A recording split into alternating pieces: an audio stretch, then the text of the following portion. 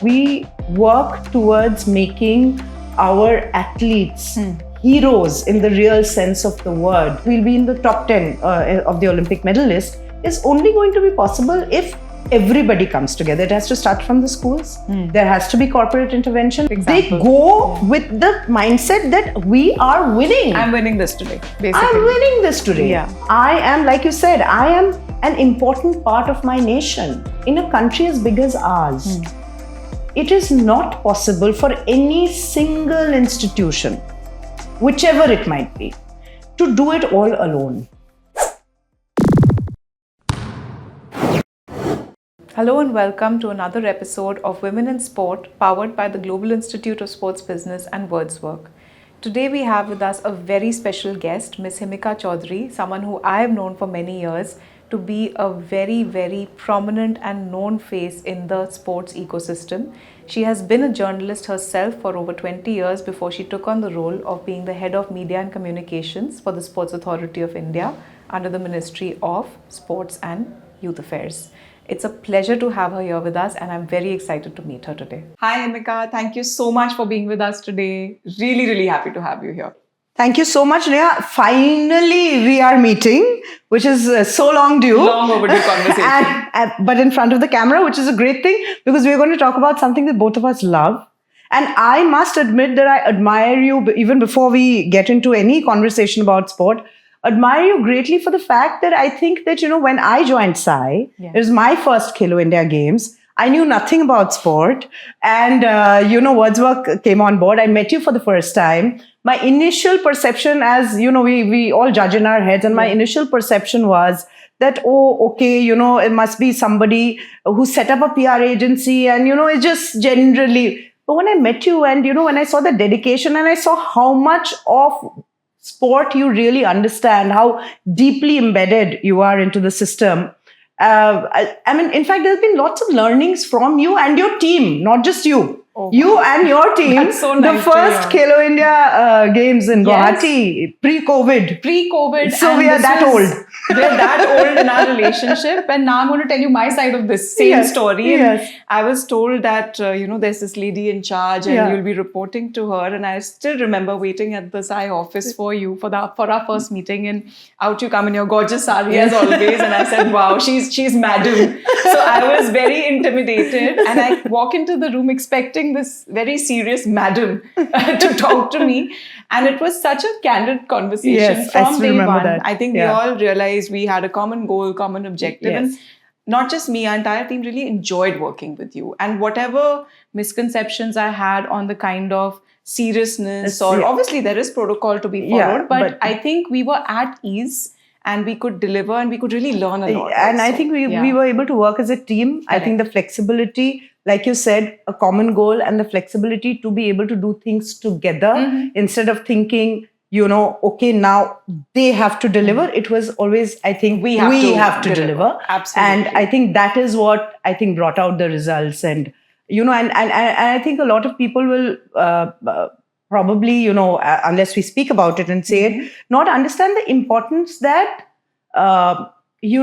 presence in the media for a sport event means. Yeah. I think what narrative building really means and why it is so important in sport, particularly in Olympic sport, in non-cricket. Yeah. Because there is so little interest I'd like to say because I think there's a lot more now. I think we've seen that shift in front of our own eyes. You would be able to talk about that. Since the last, couple of years. And I think you come from a non-sporting background. You come from journalism, of course.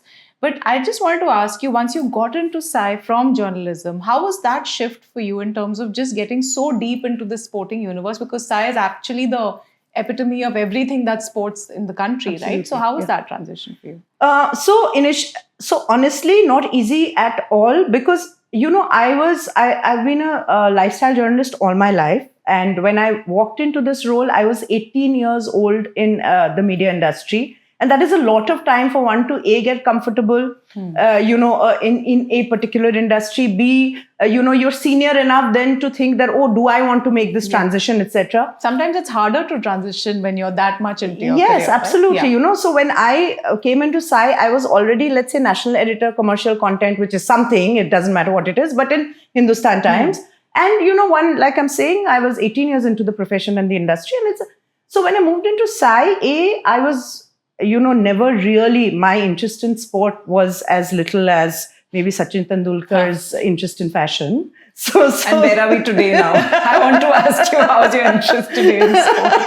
So it was very little at that time. And when I took that role up, and I still remember Rajyavardhan Singh Rathore, who was then the sports minister, and was very keen. So I think this whole thought process of getting in somebody to handle the media, so to say, or to reach out to the media more actively than we were doing as an organization earlier, was probably only because as a player he understood that it is very important for conversations to be both-sided, especially vis-a-vis the media. And there was a lot of, if you remember back then in time, and even as an outsider, I used to think that what is this organization? They are, they seem like creating more hurdles for the athletes than doing anything positive for them. That was the impression people had. Yes, that was the narrative. Back in the time, and when one came in and one realized that there were issues, and we'll discuss that as we go through. But the net is that one was able to overcome those hurdles, because I think we were not speaking enough, we were not transparent enough. Maybe those were some of the issues that the media people had. That how do we get information about sport if, like you said, the epitome of sport in the country will not share with us what is going on, Exactly. So when I came, I knew nothing about sport, but I knew communication. So in fact, when this came up, and one thing that Rathore sir told me, and I said, sir, I know nothing about sport. After the interview, when I met him, and I was shortlisted, and when I met him, I said that, sir, I know nothing about sport. And he said, but communication. Yeah. And it is just a subject matter which you can learn on the job. And that is exactly what happened. I think, and this is almost sounding like career counseling now, but I think if you basically take interest in something, nothing is too difficult. Absolutely. Yeah. And I also got a lot of support from people within Psy, because I did not even know that there are various forms of, archery. I mean, that competitive archery is different. For me, archery is archery, one bow, arrow, So there was a lot of learning on the job as well. A lot of learning. Yeah. And like I said, Correct. I mean, I've learned so much from everyone, including your team, for instance, How does one file a sports report, end of the day, compilation of all the match reports, so that, so those were things that I learned. Those were nitty-gritties, the larger, and there were people, very, very able people who aided me in all of that. But I think what I learned and what I thought then, and I figured, and with a lot of guidance from, my seniors, for instance, DG Sai, Sandeep Pradhan, his vision for sport in India, as everybody knows, and his understanding of the media and what it can do is also very, very strong. What it can do for the sport in a positive way, for the ecosystem in a positive way, is very, very strong. So with all that understanding, one thing I was able to understand, that unless we work towards making our athletes heroes in the real sense of the word, there is no way that you can, turn sport into something interesting. Because see, people don't go only to watch a sport. People go to watch a hero. And if you limit it to the technical aspects of a sport, your audience is just that much more narrow, right? So we have to build a narrative which is more inclusive, which is where the hero building comes in. Yes. Because you see, the reason why they say that CSK fans, I mean, just drawing a parallel, and because cricket is always the immediate parallel when it comes to sport, is that CSK fans, they say, travel across the country to watch Dhoni play. So they're doing that because there is not just cricket, it's a sport they love, yes, but there is a man they love more. It's the fandom you're creating. So unless we are able to create and build those people, so that is where I think, we were able to, one, of course, I mean, you can't create, and you and I both know it, because we're both communicators, we're both, PR people. We know that you can't build a narrative if there is nothing. So I think it was very, very ably aided by the performances of our athletes. Everything changed, you will agree, after 2020, Neeraj's that was gold. A big impetus as well, for sure. And you were part of that story when you saw this whole if I may say, paradigm shift in how sports also took to center stage in the last few years in India. I would say pre-COVID was when the path started getting set, but post, and then with all of these recent wins, a lot of focus got shifted, and you were part of that story. Absolutely. In fact, one has, like you rightly said, one had seen the story build. I think we've in that sense, I feel very lucky sometimes, because I think not only has one been a part of that story, one has actually seen history being scripted. Correct. Right? I still remember when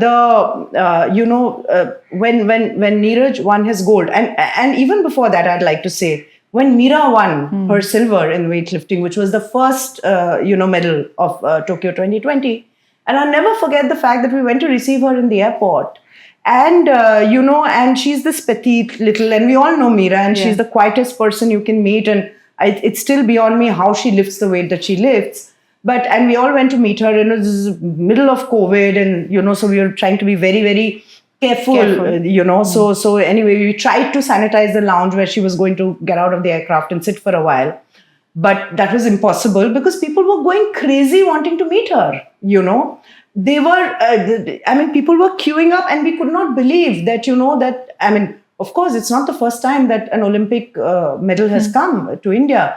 But, just that awareness, probably of India going to the Olympic, that something is happening, that there is action, And so of course, there was every cordoning off failed. So there were people who were supposed to give security were coming and clicking pictures. But was this a surprise for you to see that level of awareness and fandom? It was in such a short span of time. And not only from the people that were inside, and and my favorite, and I think if we look for that video, it's still there. My most favorite video, and I take pride for having taken that with my very complete no understanding of technicalities whatsoever. And I still remember she just came out of the lounge, and she had to walk through the airport to come and sit in the car.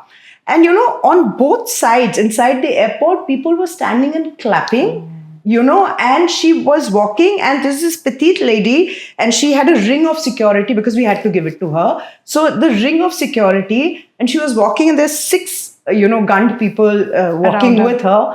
That visual will never leave me, because it actually, was epitomized. 2 things. One, that sport in India had probably just arrived, and 2, that sport is such a great leveler. Where does Meera come from? We all know, This is a small place in Manipur. She's spoken about her journey millions of times. I don't need to say it again. But the girl from there, today is the pride of the nation. Every single person in that point just wanted to be seen with her, wanted to speak to her, wanted to, have that photograph with her. I think it was phenomenal. And that only grew. But, if I look back at why this may have happened, one major thing I think is, a lot depends on the leadership. It is true everywhere. It is true. Are you creating an enabling environment or not? Yes. One was, of course, one part was that, okay, we started talking more in the media. There were more social media posts, perhaps. There was more talk about what support was being given. There were a few interviews that we had got done before they were leaving for the Olympics. So they had spoken about preparation. So in the larger psyche of the masses, there was this thing that, okay, these guys are going and they're going to play and this and that. But I think the bigger or the catalyst, I think, honestly, was the fact that, if you remember, before these guys went, and we were in the thick of COVID, before these guys went to Olympics, I think Honorable PM got on a video call, spoke to all of them, asked them if, they had all they needed, congratulated them for having qualified, gave them his wishes. When the leader of a country stands with someone, then automatically the trickle-down effect is immense, And then even in the mind of the athlete, doesn't it create that sense of importance for them that I'm doing something important, I'm doing important work here, I'm part of the nation-building story, so to say. So I think that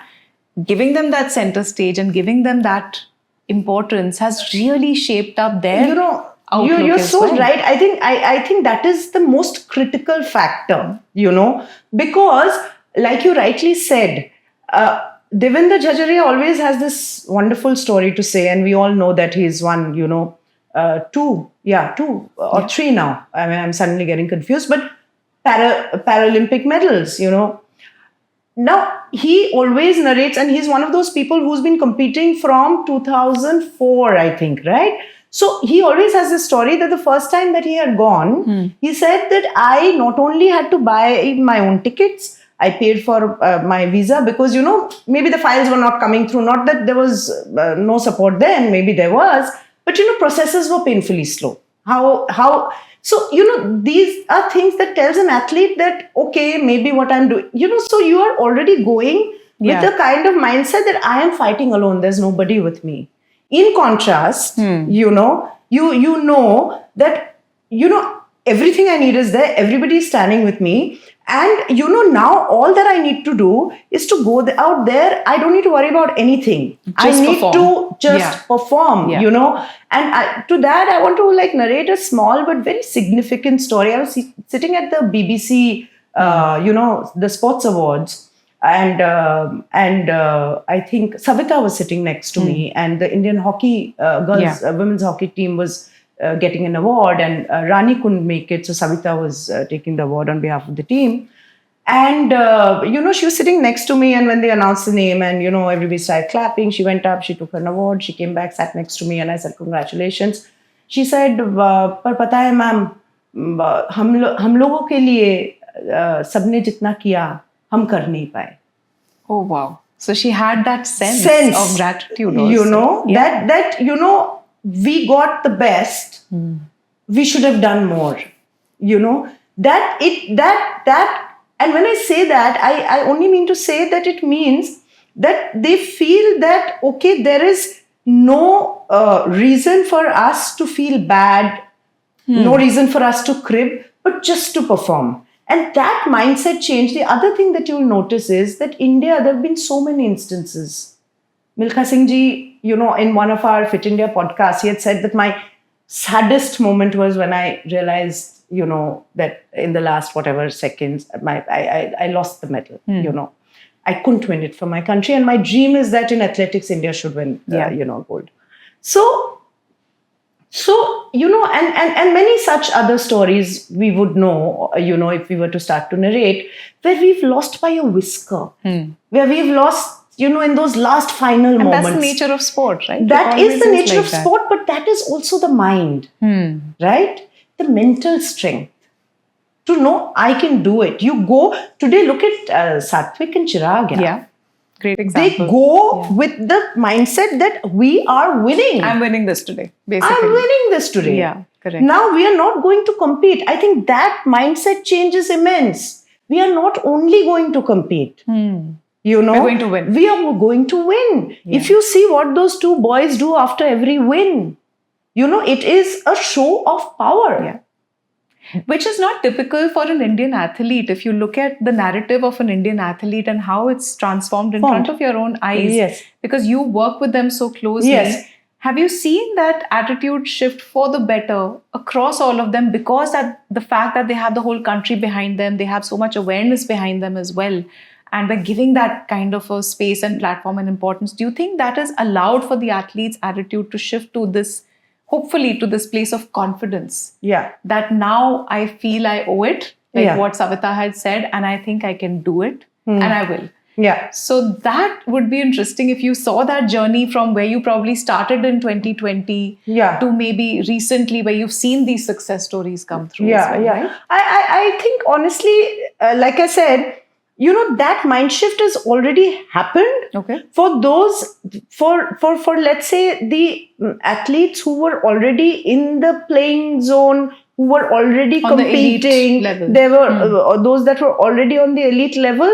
I think the transition in their minds have happened in terms of, like I said, maybe I can do it, to yes, I can do it, I will do it, I want that foreign coach, I am getting it. That confidence that, I am, like you said, I am an important part of my nation.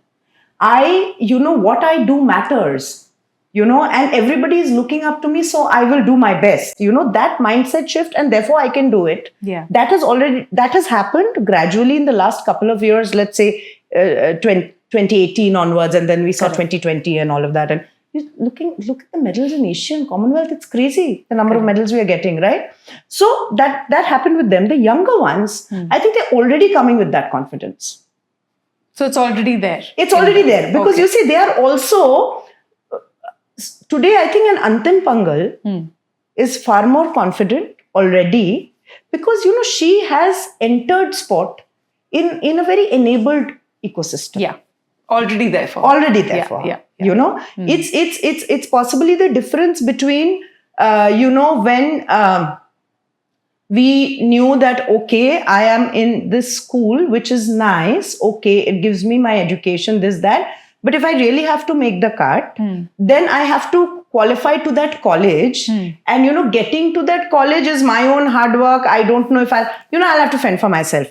Vis-a-vis somebody who's come in and the start point is already a good school, which has which has an automatic funnel to that big college. That is the difference. Very important in mindset.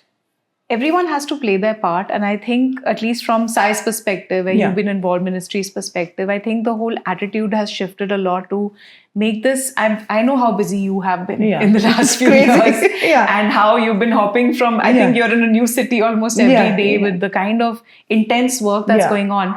But I would also say corporate involvement would be important. And how important do you think the corporate ecosystem, the education ecosystem, all of this needs to come together with the efforts of the likes of Sai to build this whole narrative for sports, which everyone owns. Yeah, I think you're so right. Now, if we look at it like that, Sai is, like you said, is the government at large is pretty much the epitome, right? It is where things are culminating. Of course, now we have the Khelo India scheme, of course, which is grassroots level, which is picking kids from right there. And but I think that in a country as big as ours, it is not possible for any single institution, whichever it might be, to do it all alone.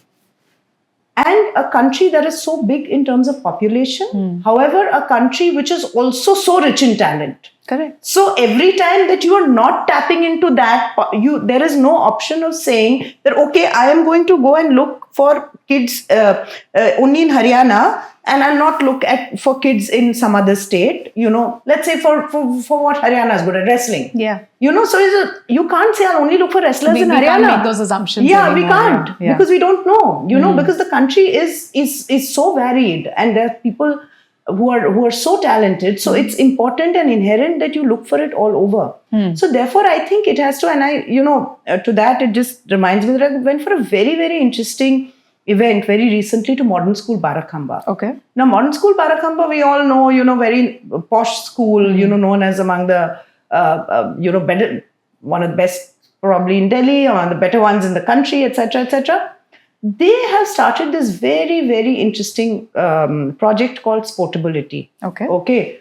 Their idea is to make their sports infrastructure available to youngsters, and they have coaches, etc., beyond of school hours, with special focus on kids who are differently abled. Okay. Para-athletes. Very nice. Because so they've opened up their facilities, basically. Yes. So throughout the week, there are about 6-7 different sports. In the evenings, they open it up. They have coaches. They've hired coaches. And anybody can come and register and, start playing a sport. Then the coaches can see if they are, good enough to go into the next level, etc., etc.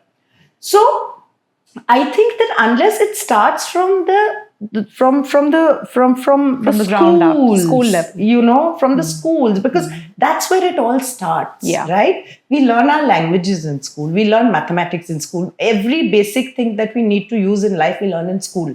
Sport is as important, and I think it is absolutely necessary that we put sport as one of those, and I think that as part of the national education policy, they're also doing it, in the sense that they're trying to ensure that if you're a player and if you play sport, then those things, those hours that you spend out playing, competing, etc., They count. They count. Yeah. So I think that is important. Corporates, like you said, very, very, very important. I think a lot of corporates are doing a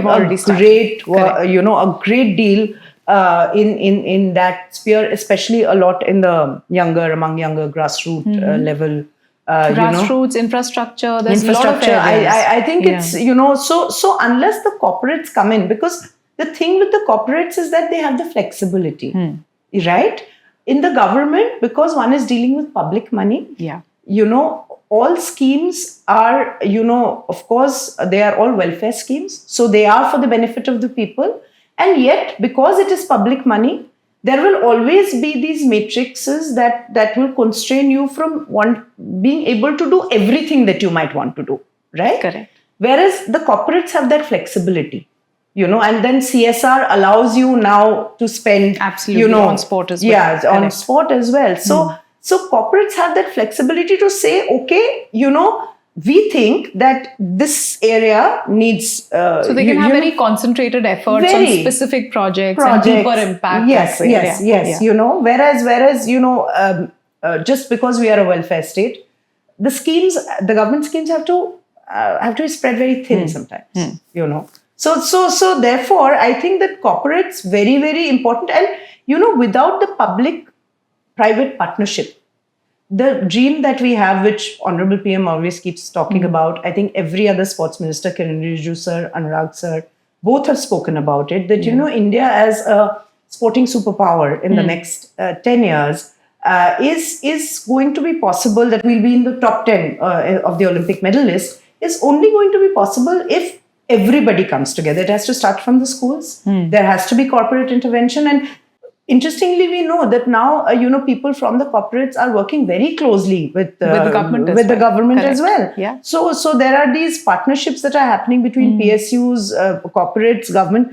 NTPC, for instance, just taking one example, and I'm sure there are many, they've pledged, I think, a few hundred crores only so that archery can be improved. And I think it's that focused approach that works, because let everyone take up their own micro spaces of intervention. Yeah. And of course, something like a SAI and the government bringing it all together, that's where the deeper impact would happen. Otherwise, the whole spreading thin in a country like ours is a very major risk that may tend to overtake. So therefore, all of them, and that's happening. The good news is that's happening. Yeah. People are saying, corporates will never, and not to say never ever, but we also have to understand, a lot of times we say that, okay, and unless you create that narrative, and that's why I'm coming to what I saw, what I keep seeing nowadays, and I love it, that that we've moved from a point where some cricket happening back of the beyond of somewhere where India is not even participating probably used to make it to the pages, whereas something that's happening right here in the country, which is not cricket, would not be written about. I am so thrilled to see nowadays that even when IPL is going on, you still have dedicated space for other sports. Space for other sports. Sometimes they're on the the top half of the paper. I saw this with chess recently as well. Yes. Where despite ongoing cricket, I was seeing these massive features on chess with our players doing so well. Yeah, with Mukesh and Pragananda and all that. Absolutely. So I think that interest is shifted to a large extent. And we need, and in that I'd like to bring in, and since both of us are media people, I think it's very important for the media has a very, very important role to play, very, very important role to play, because you see, corporates will only put money when they see value in that partnership, right? That's the sustainable way to do it. That is the sustainable way to do it. Yeah. So how do you sustain it? You sustain it only when you can get people to watch those sports. Sponsorship will only come when the crowds come in, right? So how will the crowds come in? The crowds come in only when they, like I said, hero building, and B, when they see interest, when, everybody wants to be associated with something that is aspirational. Everybody, it's basic human psychology. Everybody wants to be seen at a space which is seen as cool. Yeah. So if we can't make sports, seem important and cool, and that's where I'm saying media has a big role to play in terms of, building heroes, talking about them, talking about the young athletes who are, coming up, and not just talk about when they perform and write 2 lines, but talk about their stories, their journeys. Not only is it inspirational, it also connects fans to them far more than just the score will, right? Or just the performance. And I think that is critical. Once that begins to happen, so it's an entire it's an ecosystem that comes it's together. A cycle, right? It's one leading to the other, to the other, to the other. And I think that we are in a very, very good space right now. Now it's only going to get better with all this talk about the 2030 Youth Olympics and the 36 Olympics, which we are bidding for both. And hopefully, we should get. If we get those, and if that, that's the driving force. Drive comes into the country, I think then, there's not going to be, I mean, sports, I honestly think, and you would be able to tell me because you also interact with a lot of different stakeholders in this system, that I think sports is honestly the sunshine sector. And when I say that, I don't mean only sport on the field, sports businesses. Absolutely. They're thriving. They're thriving. Yeah. And they will only become better, whether it's sports manufacturing, sports good manufacturing, whether it's sports infrastructure, whether it's, that entire gamut, sports merchandise, They're actually giving impetus to an entire industry in a way, which existed in a very focused form for many, many years, which is now suddenly expanding to a large extent. Because I think what I've realized is people have understood that sports can tell a very universal language. Yes. It's very appealing. And it is also a very positive space to be in. I think anyone and everyone associated with sports, whether it's a child, no parent will say no. Whether it is anyone who's looking at fandom as their main passion, nobody will say no. I want to be an athlete, nobody will say no. So this whole positive environment that's built around sport is what is really giving it an impetus. And you're right, everyone's playing their own roles in this. It all needs to come together probably a bit more now. But you've seen that narrative shift, and I feel beyond the scorecard and beyond the results, the more interesting thing is the human stories of the athletes. And they're all there to be told. But now is when we're actually getting around telling them, and the athletes having the confidence also to talk about themselves and how that particular sport has empowered them and sometimes even the community that they live in. Totally. So, how do you think that shift has come through so that it's not just result oriented and result dependent, but also to give impetus to these amazing stories of people coming from all kinds of backgrounds and the kind of changes or social changes that they're seeing with sport being the elixir for that? See, I think, that, like I said, I think that it's in this, and one has seen that shift, and maybe we need far more of that. I think digital media has a huge role in bringing these stories out. Yes. Because, today, interestingly, everybody has a voice. Everybody can tell a story. And just the other day I was seeing this reel, and this is the thing. Earlier, till not so many years ago, we would all depend on that photograph in the newspaper to understand what this has meant, Today you don't. I just saw that little reel that where Pragyananda is just walking out after winning. And, and he just walks out, and every other person, and they are all not from India, and they could be from anywhere in the world, holding out their chessboards for him to sign. And that is a powerful visual. That's the power of a visual, And I think that the small, and I think sitting here with, I'm just immediately getting a business idea, and I think you must just immediately start with it. Now we're getting business advice as well. Please carry on. I think there is a huge, come to think of it, there is no dedicated digital platform that speaks only of the sports, the human side of the sports story. And that to me is very interesting, actually. That I think will have a huge, because you have to take the stories to the people. If you have to, and when I say people, I don't only mean fans. I mean the corporates. I mean everyone. Look at the power of that story. There was this just very, very recently. There was this boy who was making an egg roll or a chicken roll somewhere, and he's just 10 years old, and I think mother's not in the village, father's just died, he has a little sister to take care of, so he's he's taken over the shop that his father used to have. Yeah. And then just that little story, and nobody knows who's done that story, and it's just a very casual interview, and whatever, and he's put it out, and then that boy has support from so many places now. He's saying, I didn't believe it. I couldn't believe that this could happen, whether it's an Anand Mahindra from Mahindra and Mahindra, or whoever, everyone. And there are many stories like that.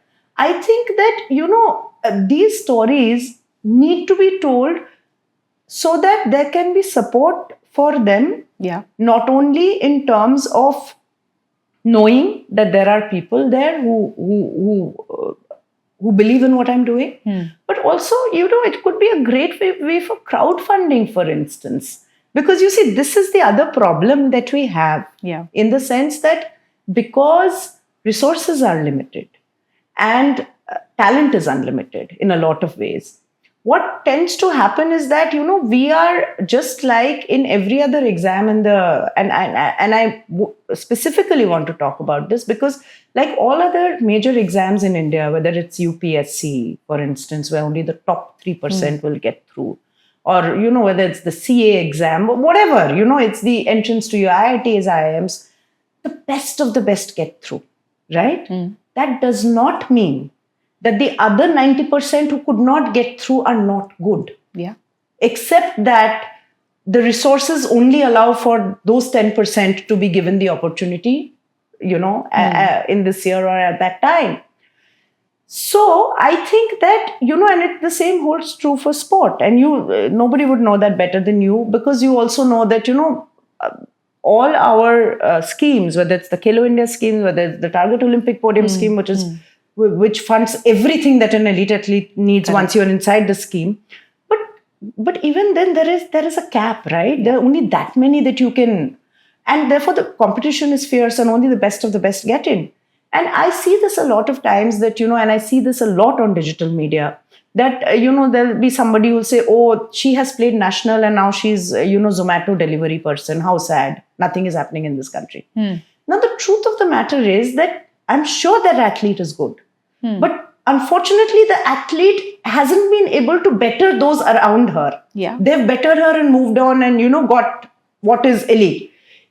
Does that mean that her sporting dream should die? Maybe not. Maybe that's what we need to solve for, perhaps. Yeah. So there, I'm saying that once those stories begin to come out in a positive way, I think, there is a lot that still, there can still be, maybe she can still get a coach's job. Maybe she can still train kids. Maybe there are many things that can still happen. And what I'm waiting for, what will really make a difference is when we start having premier leagues for Olympic sport. Interesting. That is the future. So that's what makes it into that whole commercially viable space. Right? If you want to give an opportunity to everybody who is playing the sport seriously and is good at it, the difference is between the kid who scored 86% and the kid who scored 99.99%. The kid who scored 86% is not bad. Yeah. But unfortunately, the college classroom allows for 99.99 to 99.95. The rest just have to go. Where do they go? Then so therefore, I think that the Premier League, if something like that, it's happened in Kabaddi, right? And that's a big success story as well. That's a huge success story. If that were to start happening in every other major sport where people have at interest. least team sports, it's very team doable. Sports, if it could happen in hockey, for instance, if it could happen even in wrestling or in box, I think it'd be fantastic. No, I think it lends to the growth of the athletes, and I think commercial growth cannot be questioned. It is very important to have commercial viability for anything to sustain in the long run. And these kind of leagues actually make it to that space where you can genuinely think of a career in sport beyond that whole elite 0.5% that we're talking about. Yeah. And the whole industry growing also is a big aspect of that. Right. And now if I just take it down to women in the industry, and of course we have sports women now who are growing in numbers, and I'm very happy about that. I would love to see women growing in the sports industry as well, above and beyond. I mean, that's the whole purpose of our discussion. And when I met you, I've seen this very fearless person who's there everywhere all the time. I haven't seen a more hardworking person, to be honest. Whereas like, oh, I just saw you here. What are you doing there? But it's just, I guess something drives us. And I would really love for more girls to probably even have the awareness that there are many career opportunities in sports. But what do you think it'll take for that to grow? Well, I think, that awareness for any career to grow, wherever it might be, like you rightly said, viability in terms of if you were to create jobs, then those jobs have to be needed. Yeah. You cannot create jobs that are not needed, unless it's a service that is required. How do you create it, So I think what will be critical from here on is to see what are the various aspects where we could, like I said, I mean, I can immediately say that, okay, if we had a Premier League, I can immediately see that many athletes, making it there. Similarly, can we see, let's say, you saying corporate, getting involved, and corporate involvement is very, very critical, like we discussed. So let's say if every corporate were to think of having a vertical which was just dedicated to nurturing sports talent, identifying them, nurturing them, taking them to the next level. That could be one thing that would ensure that, not, and you specifically talking about women. For women, I think that,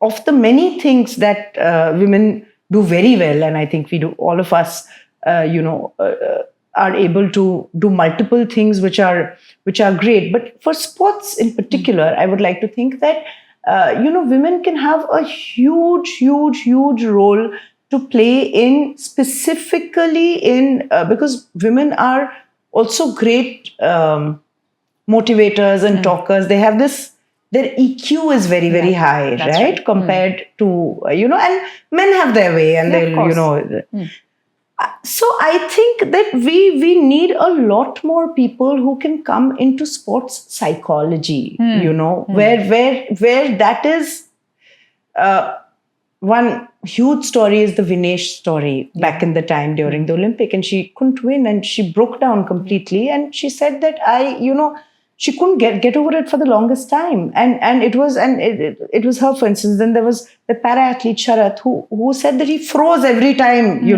and then when he was able to win, PM called him and all that happened.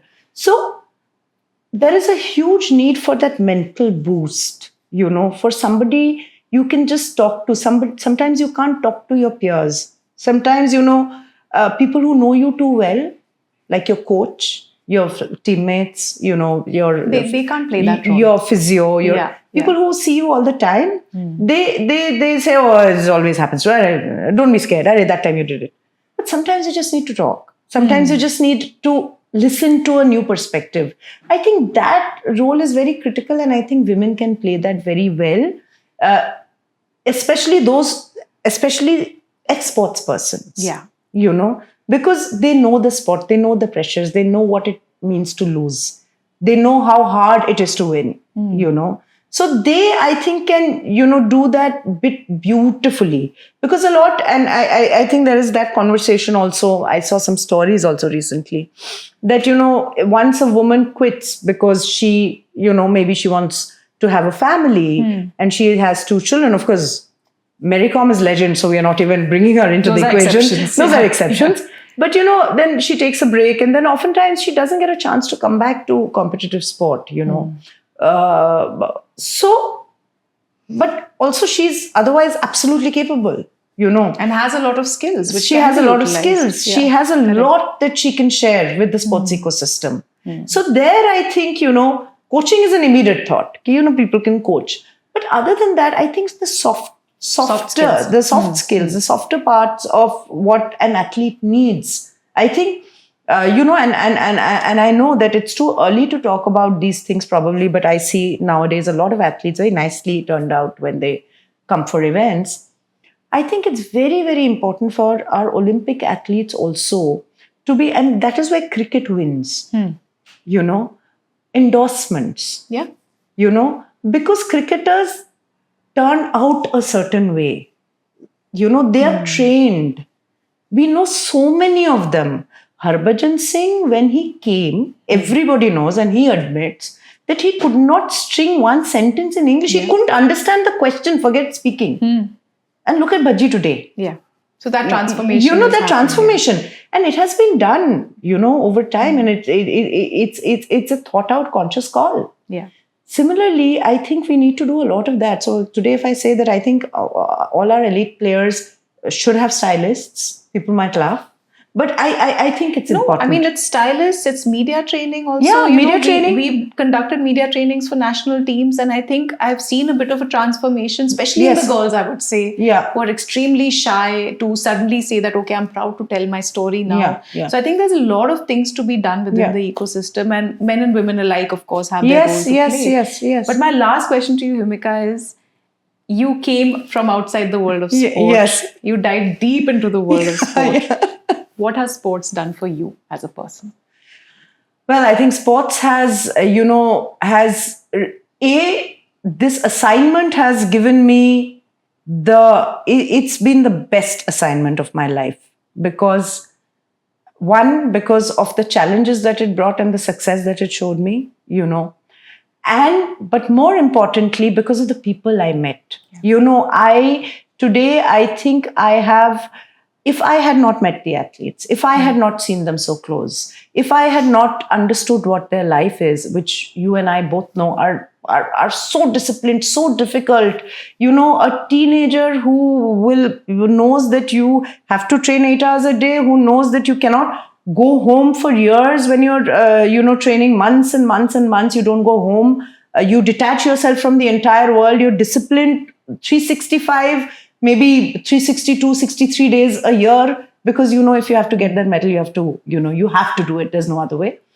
I think if I had not seen them like that, sometimes I feel that, they do as much for the country. And I say this with a lot of pride and in full consciousness that I think that they do for the country as much as our soldiers do, because the life is as hard. And I have a great amount of respect for our men in uniform, because we are having this podcast because they are standing at the border. And that doesn't leave me for a second. But having said that, I think these kids give up so much of their life for the sake of the nation, And that is something that, that discipline, that to get what you want, you have to give up something, that you have to be at it. That is something that I think sports has taught me, my athletes have taught me. Yeah. And that is something that I think I hold very dearly now. I think that, if I had not seen them the way I have seen them, and I would have never known that, in life, if you have a mission and if you have a goal, then you really, really, really, have to, I won't say you have to give up for it, but you have to fight for it. Yeah. And that is a learning that I think I hold very close to my heart, and that's something I carry with me. And hopefully in the future years, I think that will hold me in very good state. No, absolutely. I think we're both equally blessed to be part of this world and equally experienced and having that rich experience now, which has left us that much richer, I would say. So thank you so much, Himika. Thanks a lot. Just wonderful. Every time for sport. Every time. It's something so good, and it gets into your system in a way, like, it gets in your blood, really, that, today it's very difficult for me to think that I am not, or I will not be, or I cannot be, or whatever. It'll always be part associated with sport. It is always, it's always part of who I am. And I think that is what sports has done, in that sense of that, the transformation in the heart. Correct. Thank you so much. Thank you, Neha. Thank you so much for having me, and all the best to you for your podcast, because I think this is phenomenal. I don't think anybody else is doing it. I think we need to talk so much more about these stories, and you've made a great start, and all the best, and more great people on your show, but nothing is great if the moderator isn't, and you are. Oh wow, you're fantastic, and I enjoyed myself. Thank you so much. Inspirations behind it, so thanks a lot. Thank you. Thank you. Okay. We hope you enjoyed this episode with Himika. I really enjoyed sitting with her and understanding what she has done in the amazing work that she's been doing with Sai. And we really wish her all the best. Hope you enjoyed this episode.